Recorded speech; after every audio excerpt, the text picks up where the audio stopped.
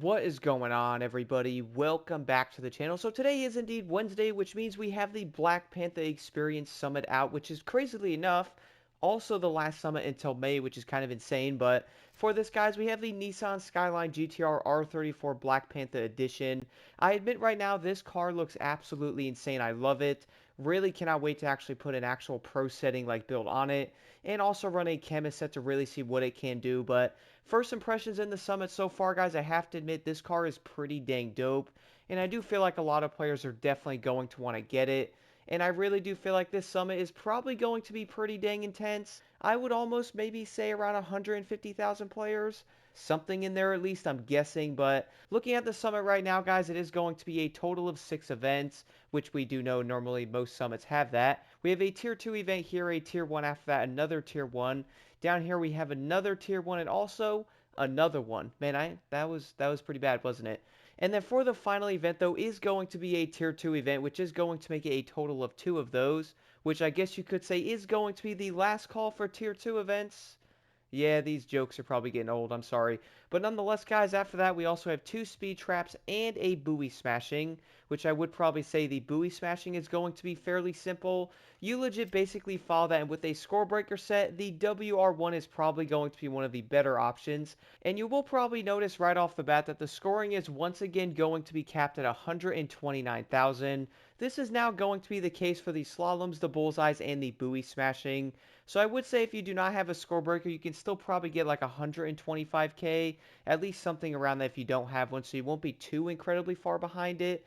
But luckily, guys, around 100,000 points on this, or like 115,000. Scrolling down here to show you guys you don't have to get 250,000 points on it, which I don't think is actually possible. You can still get a maxed out score on this one with around 100,000 points, so you luckily pretty much don't have to be too insane on this one. You probably don't even need a score breaker, and you can probably get pretty dang close to the actual score there. But besides that, guys, the next one is going to be a speed trap. Now, one of the things I did notice with both of these, though, is you can probably run any of the drag cars, and you're probably going to notice the number one is probably the lovely Hup one, which is also number one. I'm really bad at this. After that, you're also going to see the C7 Stingray, which I would actually say is pretty dang good. I haven't ran this car in a straight minute, but I normally do actually use the Dodge Viper. And I was like, you know what, let's just jump back into the C7. What could go wrong? Turns out it was actually a pretty dang good decision. On both of these speed traps, though, what I would recommend doing, though, is basically turning around on them and then going back a bit, waiting for that nitrous to actually go all the way up. A chemist here, guys, is going to be incredibly useful, not even kidding. It really does help tremendously on getting a higher time on it, especially solo. Before this, though, all you will then have to do is basically turn around, follow the road a bit on both of these guys, and then pretty much sit there. Once that nitrous is all the way up, head back toward the actual speed trap, which I will show footage of the first one here in the background. Once you're going toward that speed trap, though, make a left toward the actual road on it. Make sure you get the gear around 4 to 5 and then basically hit that nitrous. And it's luckily going to give you like a big boost around all the way up to around 300 miles an hour. The big thing here is probably going to be traffic getting in the way, but also making sure you hit that nitrous at the perfect time. In the first event here, you actually get to drive the lovely R34, which I am planning on doing a video on the card next week once we actually do unlock it. At least I really do hope the people that want this card do end up getting it. Even doing the summit right now, guys, here at midnight here on the East Coast. But I guess you could say it's almost 2 a.m. But either way, guys, around 2,500 players have already done the first event here. So I would definitely say this summit is probably going to have a lot of players in it. Before this vehicle, though, you can't change anything on it because it is loaned to you, so it is basically going to be like a stock or fair PvP ranked vehicle, which I do believe it's actually going to be maxed out on the perf level of a Street Tier 2 vehicle, but it doesn't have like a chemist set already on it or something like that, so do not expect to have a ton of nitrous if you wish you could have built it like this. But one thing I did notice with the R34, though, is probably going to come down to the fact that even running regular base pro settings on it, it seems pretty dang good. And then for the next event, though, you actually get to drive the lovely Mitsubishi Eclipse, which I would say right now is actually going to be a fairly decent vehicle, especially being in a Tier 1 category, guys. Like, it does handle pretty well. Is it going to be the best Tier 1 car? Well, I wouldn't say it's going to be the best one, but I have to admit it's definitely not a terrible car either. And you could probably run it in some of the events, but for this, guys, there is going to be a lot of turns in this one, so do be careful with this GSX. I do actually think it's front-wheel drive. Could be wrong there. At least it's kind of handling like that for that matter. I did adjust the Pro settings just slightly on it. It seemed to help it get around those turns just a little bit quicker. And then moving over to the next event here is going to be the longest event in the entire summit, being around 5 minutes or so. At least if you were like me, guys, and you did end up picking a different Ford Focus RS. If you are wondering, there is indeed going to be two of them, which is going to be the 2010 and the 2016. Which one is better, do you ask? Well, I give you a hint. It is not the 2010. That is the one I did end up using on the event. You can definitely be faster with the 2016 on it. This is probably one of the best Tier 1 vehicles in the entire game without a doubt in my mind. So I would definitely recommend, guys, if you are going after the fastest time in the event, I would actually recommend using the 2016 over the 2010. Luckily for this event, though, it is going to be a fairly long one, and the Tier 1 vehicles aren't incredibly quick. And then for the next event, guys, is going to be the lovely Chevrolet Camaro RS, which we haven't seen much of this car in the game.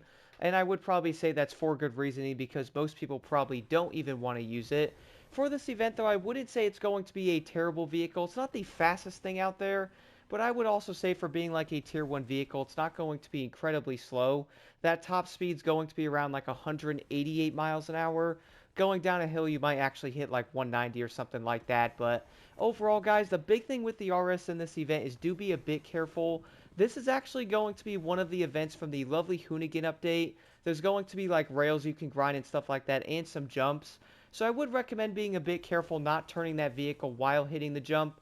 You are most likely going to end up doing like a 180 and hitting a guardrail, which I did end up doing in one of my runs, which I was kind of laughing about. I was like, oh, okay, so do not be spinning that car in the air. You are most likely going to fly into anything on the ground except the road.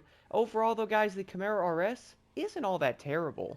And then moving over to the next event is going to be the final Tier 1 race in the entire summit, which is going to be Japan-based. For this, guys, you're probably going to notice the Mazda RX-7 being the #1 vehicle that is run on it. Honestly, I can't really get mad at that because that car is pretty dang incredible. For me, though, I've always been like a Civic Type R person, so I was like, you know what? Let's go jump into the fitted edition and try it out. Turns out, this car is actually pretty dang good, like not even going to lie.